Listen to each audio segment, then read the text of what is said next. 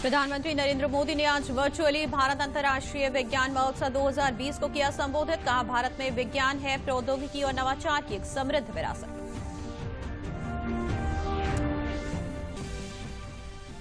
प्रधानमंत्री नरेंद्र मोदी आज video conferencing के जरिए अलीगढ़ मुस्लिम यूनिवर्सिटी के शताब्दी समारोह में हुए शामिल। कहा, अलीगढ़ मुस्लिम यूनिवर्सिटी में एक भारत श्रेष्ठ भारत की देखने को मिलती है झलक।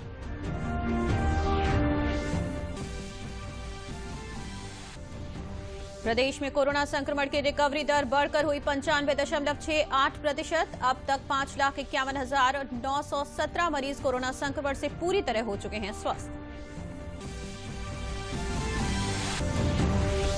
और कृषि कानून पर किसानों को भ्रमित कर रहा है विपक्ष। योगी सरकार के मंत्रियों का बयान, नए कृषि कानून से किसानों को होगा लाभ।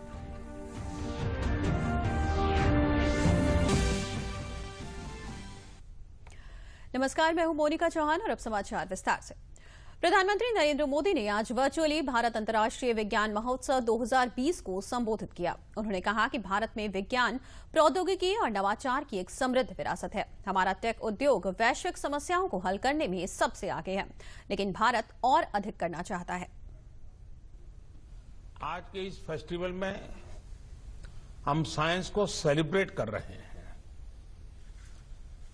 हम उस ह्यूमन स्पिरिट को भी सेलिब्रेट कर रहे हैं जो हमें लगातार इनोवेट करने के लिए प्रोत्साहित करती है।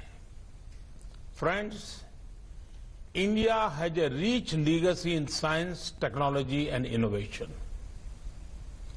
Our scientist have done path breaking research.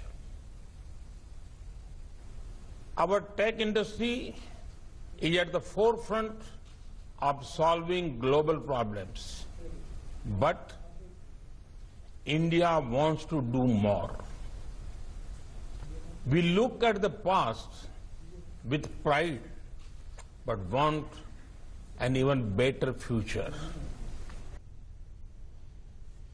नई राष्ट्रीय शिक्षा नीति के बारे में बात करते हुए प्रधानमंत्री ने कहा कि पहले पाठ्य पुस्तकों पर ही ज्यादा ध्यान दिया जाता था, लेकिन अब शोध और नवोन्मेष पर जोर दिया जाता है। आज भारत के एजुकेशन सिस्टम में स्ट्रक्चरल रिफॉर्म्स किए जा रहे हैं ताकि किताबी ज्ञान से आगे निकलकर स्पिरिट ऑफ इंक्वायरी को बढ़ावा मिले। 3 दशक के लंबे समय के बाद देश को नेशनल एजुकेशन पॉलिसी मिल चुकी है। इस पॉलिसी के एजुकेशन सेक्टर को फोकस ही बदल गया है।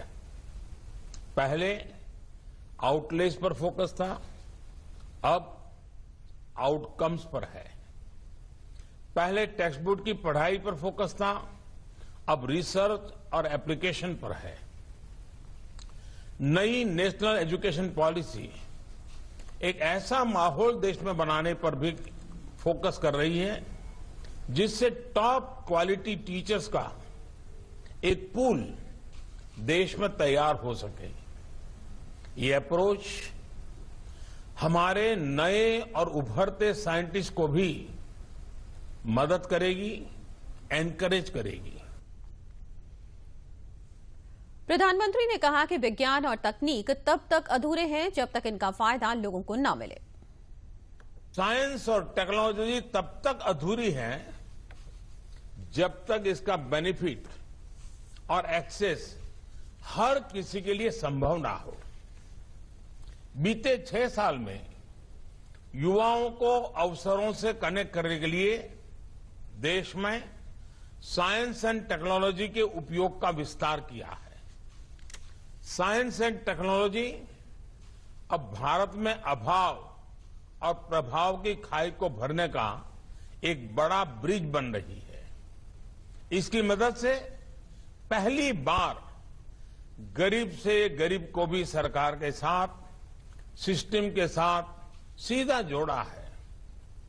डिजिटल टेक्नोलॉजी से सामान्य भारतीयों को ताकत भी दी है और सरकारी सहायता की सीधी तेज डिलीवरी का भरोसा भी दिया है। आज गांव में इंटरनेट यूजर्स की संख्या शहरों से ज्यादा है। गांव का गरीब किसान भी डिजिटल पेमेंट कर रहा है। आज भारत की एक बड़ी आबादी स्मार्टफोन आधारित ऐप से जुड़ चुकी है। आज भारत ग्लोबल हाईटेक पावर के इवोल्यूशन और रिवोल्यूशन दोनों का सेंटर बन रहा है। साथियों, भारत अब विश्व स्तरीय शिक्षा, स्वास्थ्य, कनेक्टिविटी, गरीब से गरीब तक, गांव-गांव तक पहुंचाने के लिए हाईटेक सॉल्यूशंस बनाने और अपनाने के लिए तत्पर है। प्रधानमंत्री नरेंद्र मोदी आज अलीगढ़ मुस्लिम विश्वविद्यालय के शताब्दी समारोह में वीडियो कॉन्फ्रेंसिंग के माध्यम से शामिल हुए। इस कार्यक्रम में शिक्षा मंत्री रमेश पोखरियाल निशंक भी वर्चुअल तरीके से जुड़े। विश्वविद्यालय के शताब्दी समारोह के मौके पर प्रधानमंत्री नरेंद्र मोदी ने एक विशेष डाक टिकट भी जारी किया। प्रधानमंत्री नरेंद्र मोदी ने शताब्दी समारोह को संबोधित करते हुए कहा कि विश्वविद्यालय केवल इमारत नहीं है, बल्कि देश की एक अमूल्य धरोहर है। साथ ही उन्होंने कहा कि अलीगढ़ मुस्लिम विश्वविद्यालय में एक भारत श्रेष्ठ भारत की झलक भी देखने को मिलती है।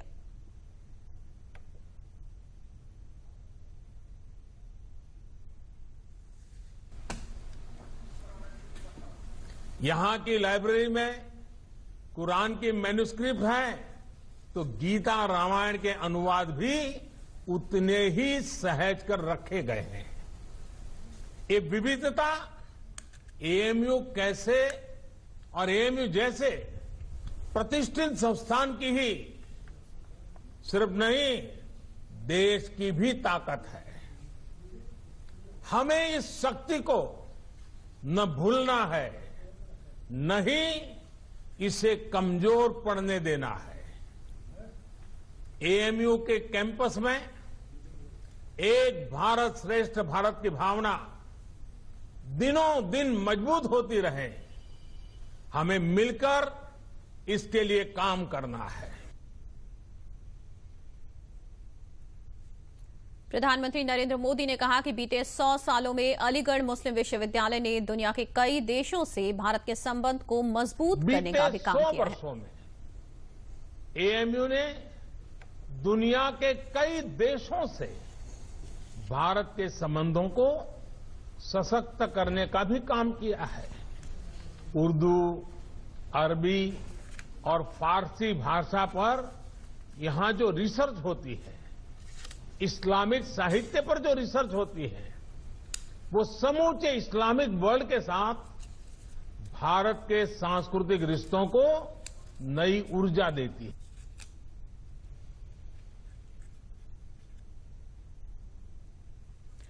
प्रधानमंत्री नरेंद्र मोदी द्वारा अलीगढ़ मुस्लिम विश्वविद्यालय के शताब्दी समारोह को संबोधित किए जाने पर विश्वविद्यालय के छात्र छात्राओं ने कहा कि ये हमारे लिए गौरव की बात है।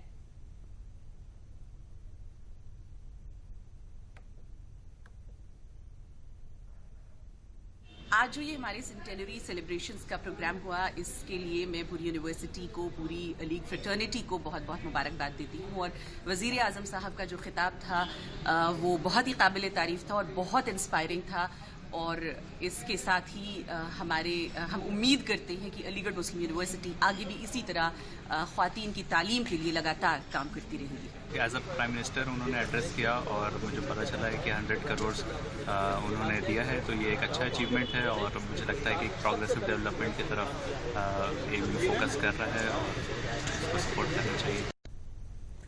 पूर्व प्रधानमंत्री अटल बिहारी वाजपेयी की 97वीं जयंती पर अटल जयंती समारोह मनाया जाएगा। राजधानी लखनऊ में विभिन्न स्थानों पर 23 से 25 दिसंबर तक सांस्कृतिक कार्यक्रमों का आयोजन होगा। लोक भवन परिसर में स्थापित अटल जी की प्रतिमा पर पुष्पांजलि सहित अनेक कार्यक्रम किए जाएंगे। किंग जॉर्ज चिकित्सा विश्वविद्यालय लखनऊ आज 114वां और 115वां स्थापना दिवस मना रहा है। स्थापना दिवस के समारोह पर विभिन्न प्रोफेशनल परीक्षाओं में सर्वोच्च अंक पाने वाले मेधावियों को पुरस्कृत किया गया। रक्षा मंत्री राजनाथ सिंह ने समारोह में वीडियो कॉन्फ्रेंसिंग के माध्यम से शिरकत की। आज के समारोह में 132 मेधावियों को मेडल और अवार्ड से सम्मानित किया गया। वहीं सोमवार को हुए विश्वविद्यालय के दीक्षांत समारोह में एमबीबीएस और बीडीएस में टॉप करने वाले छात्र छात्राओं को मेडल प्रदान किए गए। अपर मुख्य सचिव स्वास्थ्य अमित मोहन प्रसाद ने प्रेस वार्ता में बताया कि प्रदेश में पिछले 24 घंटों में कोरोना संक्रमण के 1277 नए मामले सामने आए हैं और पिछले 24 घंटों में ही 1330 कोरोना संक्रमित मरीज उपचार के बाद पूरी तरह से ठीक होकर डिस्चार्ज किए गए हैं। प्रदेश में कोरोना संक्रमण के सक्रिय मामलों की संख्या 16,691 है। अब तक प्रदेश में 5,51,917 मरीज कोरोना संक्रमण से पूरी तरह उपचारित हो चुके हैं, जिसके बाद प्रदेश में कोरोना संक्रमण की रिकवरी दर बढ़कर 95.68% हो गई है। अब तक प्रदेश में कोरोना के संक्रमित मरीजों में से 8,224 लोगों की मृत्यु हुई है। विगत 24 घंटों में संक्रमण के 1,277 नए मामले सामने आए हैं, 1277। इसी अवधि में उपचारित होकर डिस्चार्ज होने वालों की संख्या 1,330 है। इस समय एक्टिव इन्फेक्शन के केसेस की कुल संख्या 16,691 है और इन 16,691 एक्टिव केस में से 7,238 होम आइसोलेशन में हैं और 1,789 निजी अस्पतालों में अपना इलाज करवा रहे हैं। बाकी के सभी मरीज सरकार की निःशुल्क L1, L2, L3 की व्यवस्था में विभिन्न चिकित्सालयों में भर्ती होकर अपना इलाज करवा रहे हैं। संक्रमित होने के पश्चात जो आज तक उपचारित होकर डिस्चार्ज हुए हैं, उनकी संख्या अब बढ़कर के 5,51,917 हो गई है और रिकवरी का प्रतिशत बढ़कर के अब 95.68% हो गया है, 95.68%। अब तक संक्रमित लोगों में से 8,224 लोगों की मृत्यु हुई है और केस फैटेलिटी रेट प्रदेश का 1.426% चल रहा है। प्रदेश के अपर मुख्य सचिव सूचना नवनीत सहगल ने बताया कि मिशन रोजगार अभियान के अंतर्गत बड़ी संख्या में रोजगार देने का प्रयास किया जा रहा है, जिसके क्रम में नई एमएसएमई इकाइयों पर विशेष ध्यान दिया जा रहा है और प्रयास किया जा रहा है कि प्रदेश में छोटी या औद्योगिक माइक्रो, मिनी, मीडियम, स्मॉल इकाइयों को प्रोत्साहित किया जाए।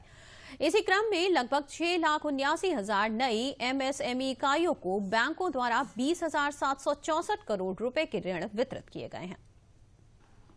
प्रदेश में मिशन रोजगार के अंतर्गत रोजगार के नए अवसर सृजित किए जा रहे हैं, जिसके क्रम में नई एमएसएमई इकाइयों की स्थापना पर विशेष ध्यान दिया जा रहा है और बैंकों से समन्वय करके ये प्रयास किया जा रहा है कि प्रदेश में अधिक से अधिक छोटी या औद्योगिक, माइक्रो, मिनी, मीडियम, स्मॉल इकाइयों को प्रोत्साहित किया जाए और बैंकों से समन्वय करके उनको ऋण उपलब्ध कराया जाए। इसके क्रम में लगभग 6,79,000 नई एमएसएमई इकाइयों को बैंकों द्वारा 20,764 करोड़ रुपए के ऋण वितरण किए गए हैं। इस प्रकार पूर्व से स्थापित इकाइयां और नई इकाइयों को मिलाकर लगभग 11 लाख और 16,000 नए एमएसएमई इकाइयों को बैंकों द्वारा वित्त पोषित कराया गया है। इस पूरे अभी तक के वर्तमान वित्तीय वर्ष में इससे कम से कम 27 लाख रोजगार के नए अवसर उत्पन्न हुए हैं। प्रदेश सरकार युवाओं के लिए स्वरोजगार, रोजगार व कौशल प्रशिक्षण के माध्यम से स्वरोजगार और रोजगार के अधिक से अधिक अवसर उत्पन्न करने के लिए प्रयासरत है और इसी क्रम में मिशन रोजगार का कार्यक्रम चलाया जा रहा है। इसकी विस्तृत समीक्षा कल माननीय मुख्यमंत्री जी स्वयं भी करेंगे और जिसमें कि प्रत्येक विभाग द्वारा अभी तक सृजित किए गए रोजगार, स्वरोजगार के अवसर और कौशल प्रशिक्षण के माध्यम से जो स्वरोजगार या रोजगार के अवसर उत्पन्न किए गए हैं उनकी समीक्षा करेंगे तथा एक भविष्य की कार्य योजना के बारे में भी उस बैठक में, समीक्षा बैठक में चर्चा होगी। प्रयागराज में कैबिनेट मंत्री नंद गोपाल गुप्ता नंदी ने बताया कि अब मदरसों में ऑनलाइन पढ़ाई शुरू कर दी गई है। मदरसों में छात्र छात्राओं के लिए पढ़ने के लिए अनेक योजनाएं लागू कर दी गई हैं। उन्होंने बताया कि लगभग 10,000 करोड़ रुपए की योजनाओं से अल्पसंख्यक समुदाय के बच्चों को पढ़ाई में आगे बढ़ने के लिए, बेटियों की शादी के लिए और अनेक प्रकार के लोन देकर अल्पसंख्यक समुदाय को मजबूत किया जा रहा है। किसानों को लेकर किए गए सवाल पर उन्होंने बताया कि किसानों के लिए केंद्र और प्रदेश सरकार अनेक योजनाएं चला रही है, जिससे किसानों को सीधा फायदा हो रहा है। प्रदेश में कहीं भी किसानों को किसी प्रकार की कोई परेशानी नहीं है और जो किसान धरने पर बैठे हैं वो किसी न किसी के बहकावे में आने के बाद बैठे हैं। उन्होंने प्रयागराज में होने वाले माघ मेले को सकुशल करने के लिए सभी तैयारियां पूरी तरीके से पूरी करने का आश्वासन दिया और मेला सकुशल संपन्न होने की बात कही। अल्पसंख्यक कल्याण के लिए पीछे की सरकारों ने इनको तुष्टीकरण की राजनीति के तहत वोट तो लेने का काम किया, बरगला कर डरा कर वोट तो लिया, लेकिन इनके कल्याण के लिए कुछ भी नहीं किया। जब से हमारी सरकार बनी है 2017 में माननीय मुख्यमंत्री जी के नेतृत्व में हमें मौका मिला काम करने का और अल्पसंख्यक कल्याण के लिए मैं अगर पूरी स्कीम मिला लूँ तो लगभग 10,000 करोड़ से ज़्यादा रुपए खर्च हुए हैं। बच्चे मदरसे में आधुनिक शिक्षा भी पाएँ, धार्मिक शिक्षा के साथ साथ वो आधुनिक शिक्षा पाएँ और एक हाथ में कुरान हो तो दूसरे हाथ में लैपटॉप हो। सबका साथ, सबका विकास और सबका विश्वास सिर्फ नहीं ये नारा, ये है उद्देश्य हमारा, ये धरातल पर दिखाई दे रहा है। प्रदेश के पंचायती राज मंत्री भूपेंद्र सिंह चौधरी ने आज कन्नौज में दिव्यांग जन सशक्तिकरण विभाग की ओर से आयोजित कृत्रिम अंग सहायक उपकरण वितरण कार्यक्रम में दिव्यांगजनों को 70 ट्राईसाइकिल, 6 व्हीलचेयर, 60 बैसाखी, 30 कान की मशीन वितरित की। इस मौके पर मीडिया से बात करते हुए उन्होंने कहा कि सरकार दिव्यांगजनों को समाज की मुख्य धारा से जोड़ने के लिए लगातार दिव्यांगों की मदद कर रही है। किसान आंदोलन पर बोलते हुए पंचायती राज मंत्री भूपेंद्र सिंह चौधरी ने कहा कि विपक्ष द्वारा भाजपा की चुनी हुई सरकार को काम करने से रोका जा रहा है। राजनीतिक व्यवस्था में सफल न होने से कुंठित लोग अब किसानों को गुमराह करने में लगे हैं। तीनों किसान बिल किसान के हित में हैं। प्रधानमंत्री मोदी का सपना था कि 2022 में किसानों की आय दोगुनी हो। इसके लिए जो बाधाएं आ रही हैं उनको दूर करने के लिए यह कदम था। किसान आंदोलन के पीछे विपक्ष अपनी राजनीति चमका रहा है। पंचायत चुनाव के विषय में पूछे गए सवाल पर उन्होंने कहा कि चुनाव की प्राथमिक प्रक्रिया चल रही है, मार्च के अंत के चुनाव कराने की तैयारी है। सरकार सभी दिव्यांगजनों के जीवन को बेहतर बनाने के लिए, उन्हें समाज की मुख्य धारा से जोड़ने के लिए संकल्पित है। माननीय प्रधानमंत्री जी का और देश के प्रधान मुख्यमंत्री जी का सबका संकल्प है कि समाज में सबका योगदान देश के प्रति हो, देश के विकास में सब लोग योगदान दें। विकलांग बंधु हमारे भाई बहन भी, उनका देश के विकास में, प्रदेश के विकास में योगदान सुनिश्चित हो। इस प्रकार उनके जीवन को सुलभ और सरल बनाने के लिए आज ये उपकरण वितरित किए गए। लोग राजनीतिक लोग हैं। राजनीतिक व्यवस्था में जिस प्रकार से भारतीय जनता पार्टी को लोगों ने चुना है, एक चुनी हुई सरकार को ये कहीं ना कहीं काम करने के लिए रोका जा रहा है। और जो कुंठित लोग हैं, जो राजनीतिक व्यवस्था में सफल नहीं हो पाए, वो इस तरह की अराजकता करके, किसानों को गुमराह करके इस प्रकार के आंदोलन करा रहे हैं। अल्पसंख्यक कल्याण राज्य मंत्री और प्रभारी मंत्री मोहसिन रजा ने अमेठी में 25 दिसंबर को पूर्व प्रधानमंत्री स्वर्गीय अटल बिहारी वाजपेयी की जन्मतिथि पर होने वाले कार्यक्रमों की तैयारी की समीक्षा की। इस दौरान उन्होंने कहा कि मोदी सरकार ने जो पिछले 6 सालों में काम किया है वो ऐतिहासिक है। उन्होंने कहा कि हमारा देश कृषि प्रधान देश है, इसलिए प्रधानमंत्री ने किसानों की आय दोगुनी करने और किसानों के उत्थान और कल्याण के लिए काम किया है।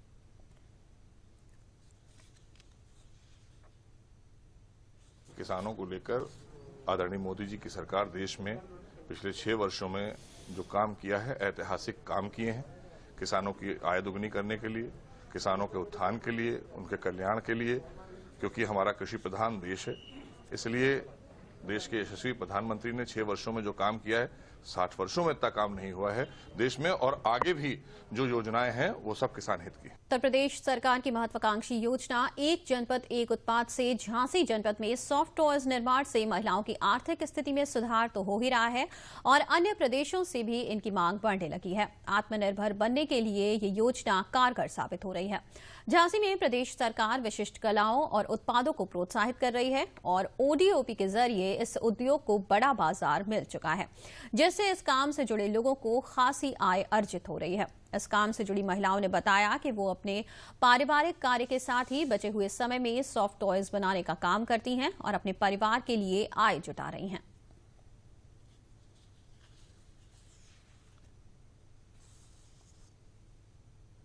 2-3 सालों से हम ये काम भी कर रहे हैं और घर के काम में इससे निपट कर सारा काम करने के बाद जो टाइम मिलता है उस टाइम में हम अपने जो फीस हाथ में लेना होता है उसके चलते 5-6 हज़ार का महीना निकाल लेते हैं। जो लोग मतलब हमारे साथ में हैं, जो लोग हमारे साथ कर रहे हैं काम, उनको भी किसी को 5,000, किसी को 10,000, जिसका जैसा टाइम में दे पाता है जो इस काम में, वो अपने काम के हिसाब से निकाल लेते हैं। वही ये काम करके और मैं अपना खर्च उठा लेती हूँ। ये टेडी बियर, डॉल और भी कुछ चीज़ें। ये 2018 में उत्तर प्रदेश सरकार ने महत्वाकांक्षी योजना एक जनपद एक उत्पाद प्रारंभ की, जिसमें यूपी के 75 जिलों में एक आइटम को चुना गया। झांसी में सॉफ्ट टॉयज को चुना गया। यहाँ पे सॉफ्ट टॉयज का काम थोड़ा पहले से चल रहा था और बिखरे हुए क्लस्टर के रूप में करारी है, हसारी है, राजगढ़ है, नगरा है, ऐसी जगहों पर काम चल रहे हैं। तो इसमें गवर्नमेंट ने चुना और हम लोगों ने इसमें 2 CFC कॉमन फैसिलिटी सेंटर बनाने के लिए प्रस्ताव भेजा है शासन को और 300 महिलाओं के बैच को हम लोग 3 बार ट्रेनिंग दे चुके हैं, उनको टूल किट निःशुल्क वितरित कर चुके हैं। तो इस तरह से गवर्नमेंट जो है इसमें CFC की स्थापना के लिए मदद कर रही है। बाराबंकी जिले में अवैध शराब के कारोबार में मशहूर चैनपुरवा गांव की महिलाओं ने आत्मनिर्भरता की राह पकड़ ली है। करीब 3 माह पहले पुलिस अधीक्षक डॉक्टर अरविंद चतुर्वेदी चौपाल आयोजित कर गांव की महिलाओं से रूबरू हुए और उन्हें इस धंधे से निकालकर आत्मनिर्भर बनाने की पहल शुरू की। उसके बाद राष्ट्रीय ग्रामीण आजीविका मिशन के तहत स्वयं सहायता समूह का गठन गांव में किया गया। चैनपुरवा गांव की करीब 56 महिलाओं के 5 समूह गठित किए गए। इन महिलाओं ने पहले कैंडल के दिए बनाने का कार्य किया। अब इन्हें 3 दिवसीय प्रशिक्षण देकर एक बार पुनः आत्मनिर्भर बनाया जा रहा है। गांव की करीब 30 महिलाएं मिठाई के डिब्बे, महिलाओं के माथे की शोभा बढ़ाने वाली बिंदिया का प्रशिक्षण प्राप्त कर स्वावलंबन की राह अपना रही हैं। प्रशिक्षण के बाद ये महिलाएं अपने गांव में ही मिठाई के डिब्बे और माथे की बिंदी बनाकर सीधे रोजगार से जुड़ रही हैं। चैनपुरवा गांव की महिलाएं हैं। चैनपुरवा एक ऐसा गांव था जो अवैध शराब के लिए जाना जाता था। बाराबंकी पुलिस अधीक्षक डॉक्टर अरविंद चतुर्वेदी की पहल पर इस गांव में बदलाव लाने का प्रयास शुरू किया गया। जिला प्रशासन और पुलिस प्रशासन ने मिलकर ये पहल शुरू की। इन महिलाओं को हम प्रशिक्षण देकर इनको आत्मनिर्भर बनाने के लिए कोशिश कर रहे हैं, जिसके क्रम में इनको मिठाई के डिब्बे, डेकोरेटिव बिंदी और कई अन्य चीज़ें बनाने का प्रशिक्षण दिया जा रहा है। यहाँ पर हमने इनको जो बुलाया है, इसमें ये मिठाई के डिब्बे बनाना सीख रही हैं, डेकोरेटिव बिंदी बनाना सीख रही हैं। इससे इस सीखने के बाद ये अपने आप अपने पैरों पे खड़ी हो सकेंगी, आत्मनिर्भर हो सकेंगी। यहाँ पे चैनपुरवा गांव की जो महिलाएं हैं वो इससे पहले काफ़ी गलत काम में लगी हुई थी, जैसे कि शराब बनाने में, जिससे हमारा जो पूरा का पूरा जिला जो था वो शराब पी के काफ़ी मर रहा था। तो हमारे SP सर और परियोजना अधिकारी के निर्देशानुसार यहाँ पर जो महिलाएं हैं वो मिठाई के डब्बे बनाने का काम और रिबन बनाने का, बिंदी बनाने का, इन सब कामों में लग गई हैं। 3 दिन का ये प्रशिक्षण कार्यशाला यहाँ लगी। उस काम में काफ़ी ज़्यादा बहुत अच्छे से सीख भी रही हैं और अपने काम को आगे बढ़ाने के लिए खुद भी प्रेरित हो रही हैं और अपने घर वालों को भी प्रेरित करने के लिए सोच रही हैं। यहाँ टिकली बनाने के लिए और डिब्बा बनाने के लिए हम सब गांव भर पूरे सभी काम में लगे हैं। मैं यहाँ पर जो है मिठाई के डिब्बे बनाने का प्रशिक्षण ले रही हूँ और बिंदियाँ बनाने का और काफ़ी चीज़ें हैं जो हमको यहाँ से सीखने को मिलेंगी। हम अब लोग को अपने ऊपर निर्भर रहने के लिए सरकार ने बहुत ही अच्छा कदम उठाया है। और अब अंत में प्रमुख समाचार एक बार फिर।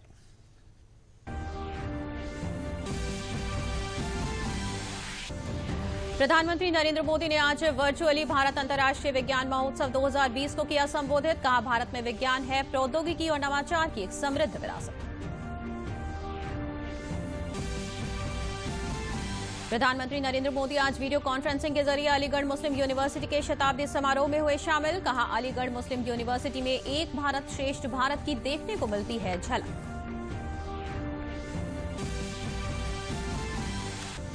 प्रदेश में कोरोना संक्रमण की रिकवरी दर बढ़कर हुई 95.68%। अब तक 5,51,917 मरीज कोरोना संक्रमण से पूरी तरह हो चुके हैं स्वस्थ।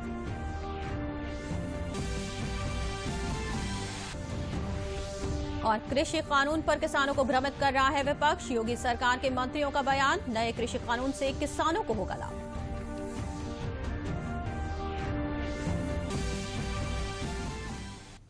इसी के साथ समाचार समाप्त हुए। नमस्कार।